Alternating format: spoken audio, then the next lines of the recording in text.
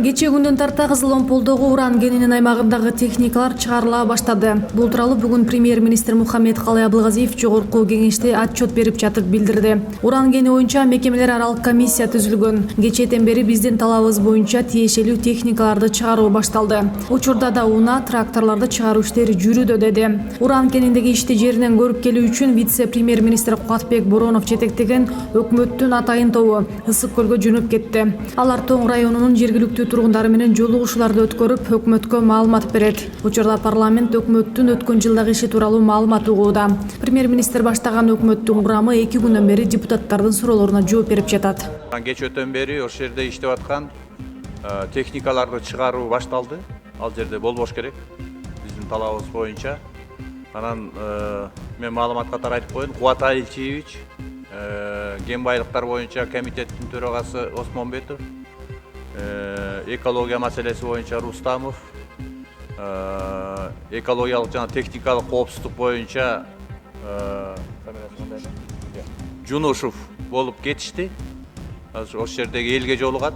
Оштогу форумда президент сүйлөп жатканда бир дагы жетекчи уктаган эмес. Биз видеону толук карап чыктык деп бүгүн президенттин өкүлү Курманбек Дыйканбаев жогорку кеңештин жалпы жыйынында билдирди. Форумда Сооронбай Жээнбеков саат 10:00дөн 12:00га чейин болгон. Бул убакыт аралыгындагы жетекчилердин видеосу толук текшерилген. Бул боюнча туура эмес маалыматтар тарап жатат деп кошумчалады. Президенттин өкүлү билдиргендей, форум түштөн кийин дагы уланган. Анда уктап кеткен жетекчилер болсо аткаруу бийлиги өкмөттүк чара көрөт.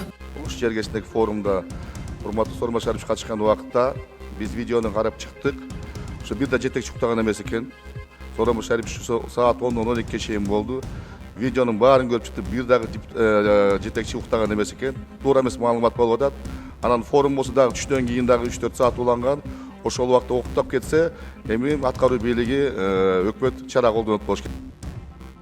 Түштүк магистралда 25 апрелде түнкү саат 2:00 чамасында жол кырсыгы катталып, 2 киши оор абалда ооруканага жеткирилди. Социалдык тармактарда көчөдө талкаланган унаанын сүрөттөрү жарыяланган. Кырсык катталгандыгын Бишкек шаардык жол кыймыл коопсуздугун камсыздоо боюнча башкы башкармалыгы тастыктады. Маалыматка караганда окуя Ала-Тоо ресторанынын маңдайында болгон. Mercedes-Benz автоунаасынын 18 жаштагы айдоочусу катуу ылдамдыкта бара жатып жолдун четиндеги тосмону сүзгөн. Натыйжада машина күйүп кеткен. Андагы 2 киши ооруканага жеткирилди.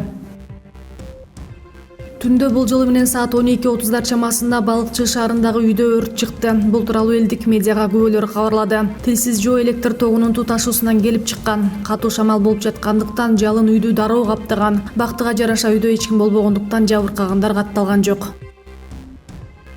Чүй облусунун Ленин айылында 15 апрелде 72 жаштагы карыяны унаа коюп кетип каза таап, окуя болгон жерден шектүү качып кеткен. Кече 24 апрелде шектүү жаран кармалды. Ал 1974 туулган Васильевка айылынын жашоочусу экени аныкталды. Ал эми анын Honda Odyssey үлгүсүндөгү унаасы айып короого киргизилди.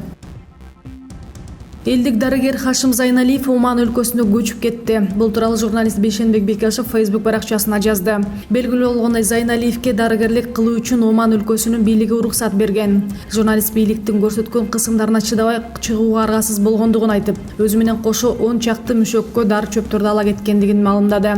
Хашим Зайналиев буга чейин саламаттыкты сактоо министрлигинин уруксааты жок. Бишкектеги Көк Жар конушуна жеке дарылоочу жай ачып, бир нече жылдан бери адамдарды өз алдынча дарылап келген. Буга байланыштуу табыпка карата кылмыш иши ачылган.